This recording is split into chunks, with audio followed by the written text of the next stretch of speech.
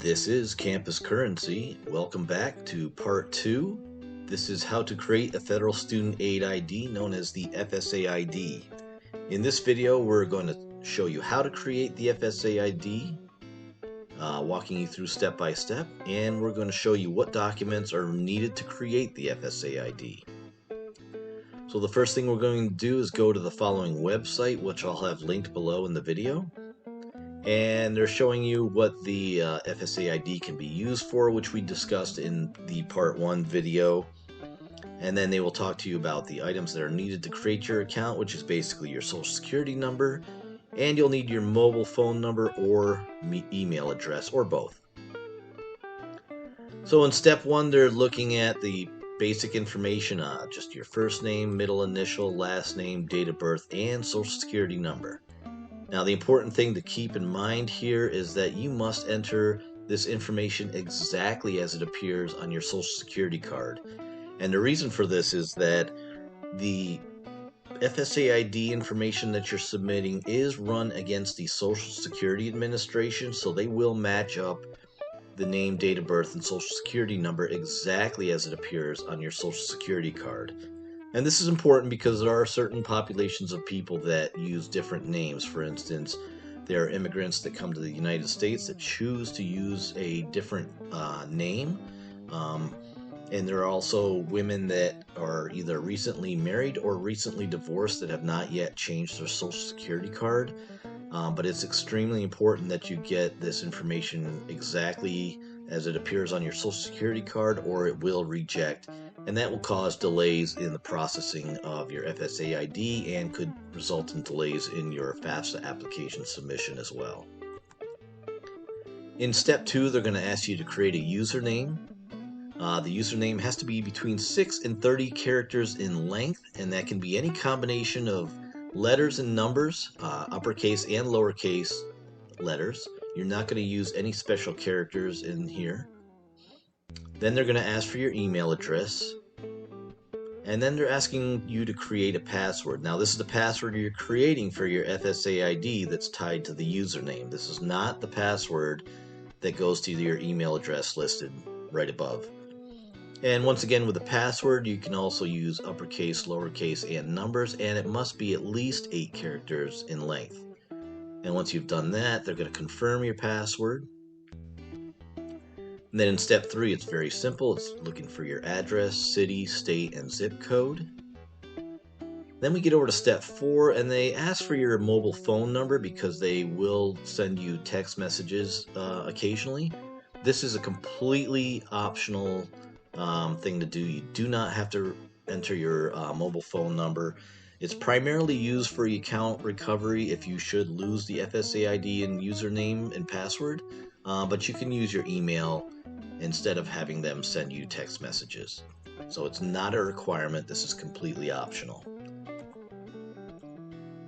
In step 4, they're going to ask you how you would like to receive your communications preferences. So there are some required communications that they have to send you. Things such as student loan disclosures if you take out a loan, interest statements, other information such as that. It's recommended that you receive this information by email, but you do have the option to receive that by postal mail as well. And then they'll ask you also if you want to receive informational communications, and these are things such as offering different grant offerings and student loan forgiveness programs, repayment plan options, etc., things like that. You can also receive those by email or by text message if you had provided your phone number earlier. Now, currently these communications can come in one of 2 languages, either English and Spanish. That is all that's currently being offered. We have not heard that there's any additional languages being proposed for the future. So currently these are the only 2 options available to families. In step 5, they're going to ask you to complete 4 challenge questions. And this is where we suggest at this time that you either write this information down in a Word document or somewhere on a folder in your computer, or you write it down on actual paper and create a folder and store this into your phone somewhere, because you're going to have not only your FSA ID username and the password that you have to remember, but the 4 challenge questions. And this is primarily if you should lose that information and you need to recover your account. They will ask you for all of this information. And a lot of times the website itself can be pretty clunky, and we've heard stories where it's been very difficult or nearly impossible to get in and recover your FSA ID. So it's just better to have it written down somewhere where you're always going to remember what this is. In addition, you're also going to be using this FSA ID every year because you're completing the FAFSA application every year. So as long as you're in college, you're going to need this information, and from one year to the next, you might not remember it, so it's just better to have this information written down and stored somewhere with all the other information surrounding your financial aid as well. And then in step 6, we are going to confirm and verify all the information you've already entered in here. So the personal information and account information, which you can edit at any time if you made any mistakes. They're going to go through your contact information, communications preferences as well, and then your challenge questions as well. Then you're going to click the box to agree to the terms and conditions of the Federal Student Aid ID.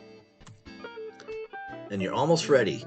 Now the next thing you're going to get in step 7 is you're going to come down to this point where they're going to you'll have a little blue envelope there, and right next to that you can see where it says the email address is not verified, and that's in yellow, and you can see the little sign there. They're going to send you a secure code that's a 6-digit code. It'll look something like this. So you're going to go out to your email address and look for this 6-digit code, and then you're going to go back to that blue envelope there and click on that, and they're going to ask you to enter that 6-digit secure code. Now that could be sent to your mobile phone if you'd chosen to use that, but for purposes of this video we're using the email address option. So once you've entered that 6-digit secure code, you can now see next to the verify email address that it does say verified, and it is in green. And so you're now ready to use your FSA ID. So you can either return to the login and begin your FAFSA, or if you already started your FAFSA, you can continue working on it, or you can log out and come back at any time later on. But your FSA ID is now complete, and it is ready to use. And so in our next videos, we're going to jump right into the FAFSA application and go through the steps on how to complete that application. And so if you found this video useful, please like and subscribe. We're always adding new content all the time. And I will also provide links below for the websites that were introduced in this video. Thank you.